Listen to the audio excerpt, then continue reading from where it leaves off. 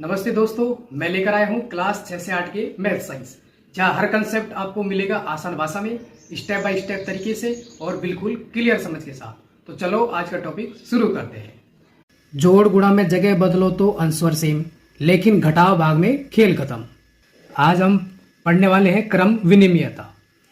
इसको लेके कुछ संक्रियाएं क्रम विनिमयता का पालन करती हैं और कुछ बिल्कुल नहीं। सबसे पहले हम देखते हैं कि क्रम विनिमयता नियम होता है क्या। बच्चों, अगर हम संख्याओं की जगह बदल दें और आंसर वही आए तो वह क्रम विनिमयता का नियम कहलाता है। जैसे कोई संख्या ले लेते हैं और अगर उनके स्थान चेंज कर देते हैं फिर भी आंसर सेम आए तो वही क्रम विनिमयता का नियम कहलाता है। इसको एग्जाम्पल से भी हम समझेंगे।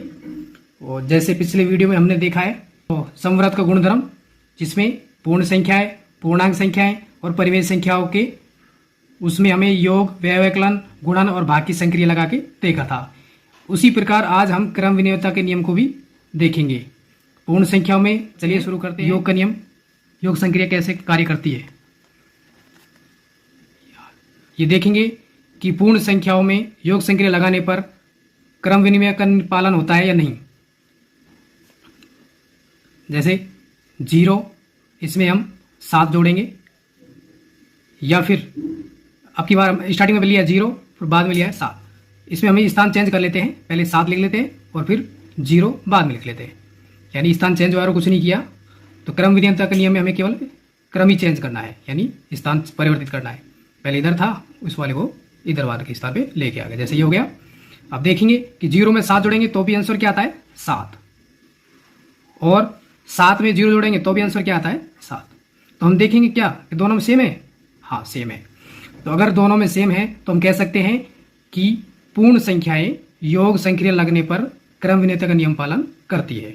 अगर हम क्रम विनिमयता का सामान्य रूप की बात करें तो इसको एक व्यापक रूप में समझ सकते हैं, जैसे a प्लस बी, ये b प्लस ए, यानी यहाँ पे इनका स्थान परिवर्तित हो रहा है, क्रम चेंज हो रहा है। तो यही है क्रम विनिमयता। तो हमने देखा यहाँ पे दोनों आंसर सेम है, तो इसलिए योग क्रम विनिमयता नियम का पालन करता है। अब व्यवकलन में देखते हैं, व्यवकलन यानी घटाव। तो जैसे एक संख्या ले लेते हैं 5 माइनस 2, तो इसका आंसर आता है 3। अगर इसका स्थान चेंज कर देते हैं, अब की बार 2 पहले लिख लेते हैं और 5 बाद में लिखते हैं, क्योंकि हमें घटाना है, तो आंसर आएगा यहाँ पे -3। क्यों? क्योंकि 2 में से 5 घटाएंगे तो 3 तो बचेगा, पर माइनस का। क्यों? क्योंकि बड़ी संख्या किसकी है? माइनस की, इसलिए माइनस का चिन्ह आएगा। तो क्या अब भी आंसर सेम आया है? नहीं, क्योंकि यहाँ पे आया है इधर 3 और इधर है -3, इसलिए हम कहेंगे कि उत्तर बदल गया है। इसलिए व्यवकलन क्रम विनिमयता का नियम का पालन नहीं करता है। अब गुणन के रूप में देखते हैं कि गुणन के रूप में पूर्ण संख्याएं क्रम विनिमयता का पालन करती है या नहीं। फॉर एग्जाम्पल 2 × 3, आंसर आता है 6। अब इसका क्रम चेंज कर लेते हैं, 3 को पहले लिख लेते हैं और 2 को बाद में लिखते हैं, तो भी आंसर आता है 6, यानी सेम आंसर आता है। तो हम कहेंगे कि गुणन क्रम विनिमयता नियम का पालन करती है। अब भाग के रूप में देखते हैं, जैसे हमें 8 का भाग दे रहे हैं, 8 भाग दे रहे हैं 2 का, तो आंसर आता है 4। और अब चेंज कर दे इसका क्रम, यानी 2 पहले लिखते थे, यानी 2 में अब 8 का भाग देंगे तो आंसर आएगा 1/4। तो क्या आप दोनों में सेम आंसर है? नहीं, क्योंकि यहाँ पे है 4 और इधर है 1/4। तो इस प्रकार हम कहेंगे कि भाग क्रम विनिमयता नियम का पालन नहीं करता, ये भी पालन नहीं करता, भाग गुणन भी नहीं करता, पर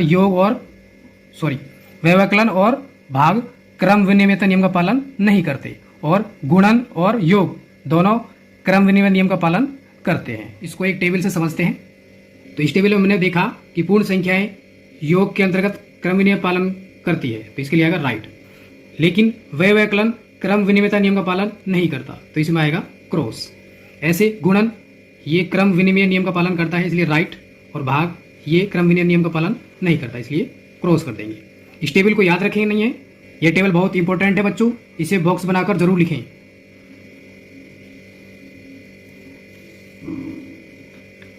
अब अभी हमने देखा पूर्ण संख्याओं के बारे में, अब देखते हैं प्राप्त पूर्णांक संख्याओं पर, कि पूर्णांक संख्याओं में संक्रिया किस प्रकार कार्य करती है। पूर्णांक संख्याएं, तो सबसे पहले इसमें हम वही योग ले लेते हैं, योग संक्रिया। इसमें एग्जाम्पल जैसे -2 + 5, यहाँ पे -2 और +5 दोनों क्या है, पूर्णांक संख्या है। पूर्णांक संख्या पिछले वीडियो में हम चर्चा भी कर चुके हैं कि पूर्णांक संख्या है जो प्लस की भी होती है, माइनस में भी होती है, जीरो भी शामिल होता है, वो पूर्णांक संख्या होती है। तो ये पूर्णांक संख्या है दोनों। अब इसको हल करते हैं, -2 + 5, यानी -2 में 5 जोड़ेंगे तो ये घटेगा, तो आंसर आएगा 3। प्लस की चिन्ह बड़ा है इसलिए प्लस की संख्या रहेगी। ऐसे अब इसका क्रम चेंज कर लेते हैं इसका, यानी अब की बार 5 + -2, क्योंकि हमें 5 में -2 जोड़ना है योग संक्रिया के लिए, तो हमने इसको कोष्टक में लिख दिया, क्योंकि माइनस का चिन्ह नहीं लगा हुआ इसलिए। क्योंकि अगर माइनस कोष्टक नहीं लगाएंगे तो कंफ्यूज हो सकते हैं कि प्लस माइनस एक साथ लिखते हैं। तो अब इसको सोल्व करेंगे तो क्या आएगा, 5 - 2, यानी 5 में से 2 घटाएंगे तो आंसर आता है 3। तो क्या देखा हमने कि क्रम बदलने पर पूर्णांक संख्याएं क्रम विनिमय नियम का पालन करती है। तो कहेंगे कि योग के अंतर्गत पूर्णांक संख्याएं क्रम विनिमय नियम का पालन करती है। ऐसे व्यवकलन में देखते हैं, जैसे एक उदाहरण ले लेते हैं, 5 माइनस कोष्टक में -3, यानी 5 में से हमें -3 घटाना है। एक इधर ले लेते हैं, इसमें क्रम चेंज कर लेते हैं। पहले आपकी बार -3 पहले लिख लेते हैं, फिर -5। अब हम इसको सॉल्व करते हैं। पहले कोष्टक के बाहर अगर कोई माइनस का चिन्ह है तो अंदर के चिन्ह को चेंज कर देता है। तो यहाँ पे ये हो जाएगा, या फिर ऐसे सोच सकते हैं माइनस माइनस प्लस हो जाए तो प्लस लिख सकते हो।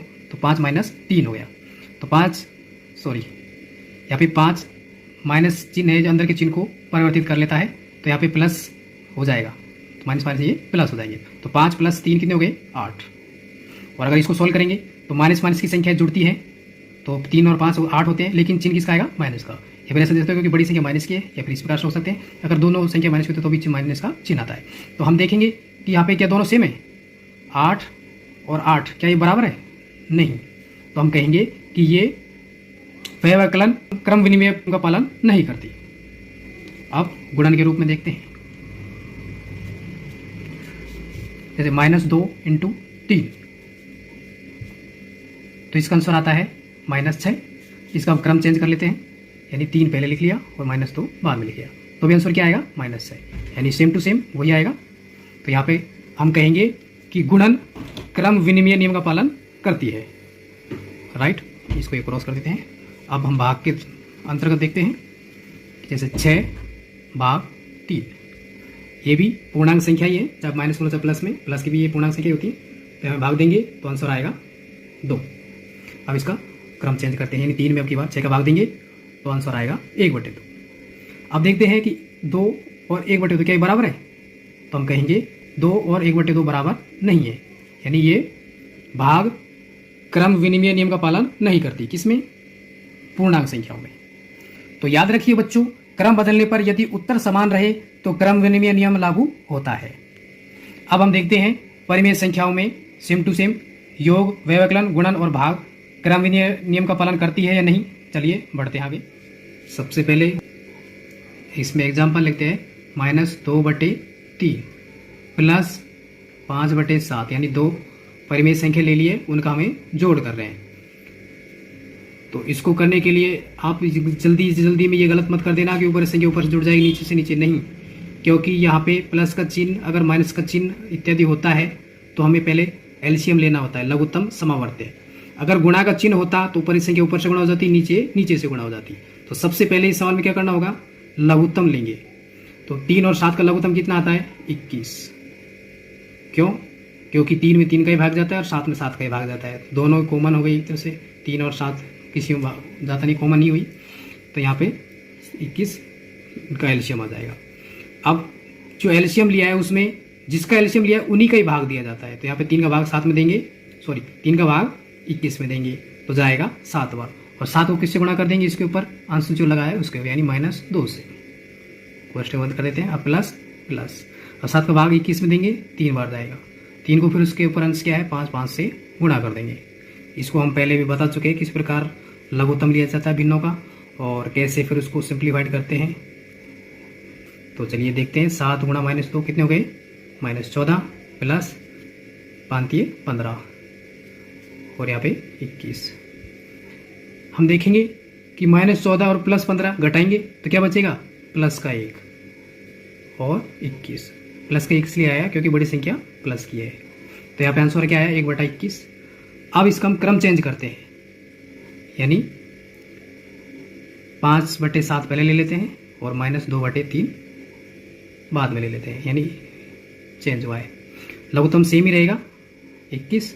7 का भाग 21 में देंगे 3 बार जाएगा, तो मैं डायरेक्ट लिख रहा हूँ 15।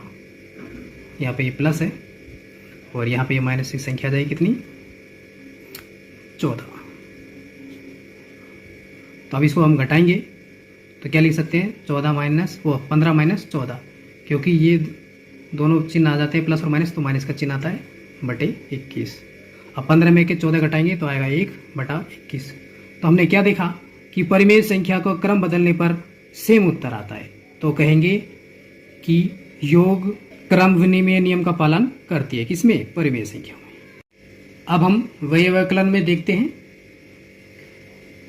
फॉर एग्जाम्पल जैसे 2/3, इसमें से हमें दूसरी परिमेय संख्या घटानी है 5/4। तो इसका अब लघुत्तम लेते हैं, तो लघुत्तम आएगा 12। अब इसका भाग दे लेंगे, डायरेक्ट मैं कर रहा हूँ 4 4 दूनी 8। अब 4 का भाग इसमें देंगे 3 आएगा, 3 को फिर 5 से गुणा कर देंगे, बनती है 15। फिर इसका आंसर क्या आएगा 8 में से -15 घटाना है तो आएगा -7, क्योंकि बड़ी संख्या माइनस की है इसलिए -7/12 हो जाएगा। और अब इसका क्रम चेंज कर लेते हैं कि 5/4 को पहले लिख लेते हैं और 2/3 को बाद में लिखते हैं, क्योंकि हमारा आज का टॉपिक है क्रम बदलना। तो क्रम ही बदला है, केवल जो पहले संख्या थी उसको बाद में और जो बाद में उसको पहले लिखा है। लघुत्तम सेम टू सेम रहेगा 12। फिर उसको इसके भाग देंगे, 4 का भाग 12 में 3 बार जाएगा, 3 को 5 से गुणा करेंगे 15 हो जाएगा। माइनस है माइनस, 3 का भाग 12 में देंगे 4 बार जाएगा, 4 को फिर 2 से गुणा करेंगे तो आएगा 8। तो क्या आया 15 में से 8 घटाएंगे तो आएगा 7/12। अब यहाँ पे डिफरेंट आंसर आ रहा है, यहाँ पे माइनस की संख्या है, इधर प्लस की संख्या है, तो यहाँ पे ये दोनों सेम नहीं है। तो हम कहेंगे कि व्यवकलन परिमेय संख्याओं में क्रम विनिमय नियम का पालन नहीं करते हैं। अब भाग में देखते हैं। भाग में जैसे एक एग्जांपल -5/4, इसमें भाग देते हैं हम 3/7 ये परिमेय संख्या का। अब इसको सॉल्व करेंगे तो -5/4, यहाँ पे भाग के चिन्ह के स्थान पे गुणा का चिन्ह लगाते हैं, नीचे हर वाली संख्या को अंश में ले जाते हैं और अंश वाली को हर में लेके आते हैं, तो 7/3 हो जाएगा। अब ऊपर की संख्या ऊपर वाले से गुणा और नीचे की संख्या नीचे से गुणा हो जाएगी, तो माइनस संख्या है तो माइनस आएगा, और 5 × 35 और 4 दिए 12, तो इसका आंसर आया -35/12। अब इसका क्रम चेंज करके देख लेते हैं। 3/7 पहले ले लिया और -5/4 बाद में लिया। तो यहाँ पे वही नियम लगाना है, जैसे 3/7 को कुछ भी परिवर्तित नहीं करें। अब यहाँ पे हमें क्रम चेंज करना है, यानी इसको पहले लिखेंगे और इसको बाद में लिखेंगे। तो यहाँ पे इसका भाग के चिन्ह को गुणा में परिवर्तित करेंगे तो रेसिप्रोकल विधि से ये ऊपर चला जाएगा और -5 नीचे आ जाएगा। अब इसको गुणा करते हैं, 3 × 4 यानी 12 और इस 7 × 35, माइनस है तो माइनस। तो क्या ये दोनों आंसर सेम आ रहे हैं? नहीं, सेम नहीं है। इसका मतलब कहेंगे कि भाग परिमेय संख्याओं में क्रम विनिमय नियम का पालन नहीं करते हैं। तो बच्चों अब आपको समझ में आ गया होगा कि सिर्फ जगह बदलने से आंसर बदल जाता है। अब इसको हम रिवाइज करते हुए पूरे की एक टेबल बनाते हैं, उसको याद रखोगे तो कभी गलतियां नहीं होंगी। तो चलिए टेबल को देखते हैं। तो अब हम इसको रिवाइज के तौर पे देखते हैं। पहले हम इस पे को सारे कर चुके हैं। तो पूर्ण संख्याओं में योग संक्रिया के अंतर्गत क्रम विनिमय नियम का पालन होता है, तो इस पर आएगा राइट। ऐसे पूर्ण संख्याओं में भी योग संक्रिया के अंतर्गत क्रम विनिमय नियम का पालन होता है, तो इसके लिए राइट। ऐसे परिमेय संख्याओं के अंतर्गत भी योग है जो क्रम विनिमय नियम का पालन करता है। पर हमने ये देखा कि पूर्ण संख्या हो या पूर्णांक संख्या हो या परिमेय संख्या हो, व्यवकलन में क्रम विनिमय नियम का पालन नहीं कर रहे हैं। तो इसमें भी क्रॉस, पूर्णांक में भी क्रॉस, परिमेय संख्या में भी क्रॉस। और गुणन के अंतर्गत पूर्ण संख्याएं क्रम विनिमय का पालन करती हैं, पूर्णांक भी इसके अंतर्गत भी गुणन व गुणन क्रम विनिमय नियम का पालन करती है। ऐसे भाग भाग पूर्ण संख्याओं में क्रम विनिमय नियम का पालन नहीं करता है। ऐसे पूर्णांक के अंतर्गत भाग क्रम विनिमय नियम का पालन नहीं करता है। ऐसे परिमेय संख्याओं में भी नहीं करता है। अगर इस टेबल को याद रखोगे तो कोई क्वेश्चन गलत नहीं हो पाएंगे। तो आखिरकार हमने यही समझा है और स्टार्टिंग में हमने आपको यही बताया है कि जोड़ और गुणा में जगह बदलो तो आंसर सेम रहता है, यानी क्रम बदलने से कोई प्रभाव नहीं पड़ता है। लेकिन व्यवकलन और भाग में क्रम बदलने से परिणाम विपरीत आते हैं, यानी खेल खत्म हो जाता है। तो इस प्रकार हम कहेंगे कि क्रम विनिमय नियम का पालन किस में होता है? योग में और गुणन में। लेकिन व्यवकलन और भाग में क्रम विनिमय नियम का पालन नहीं होता है, चाहे वो पूर्ण संख्या हो, चाहे पूर्णांक संख्या हो, चाहे परिमेय संख्या हो। अगर वीडियो समझ आया है तो लाइक जरूर करना और ऐसे ही आसान मैथ सीखने के लिए सब्सक्राइब करो। सीखो विदेश की, यहाँ रटना नहीं समझना है। Thank you.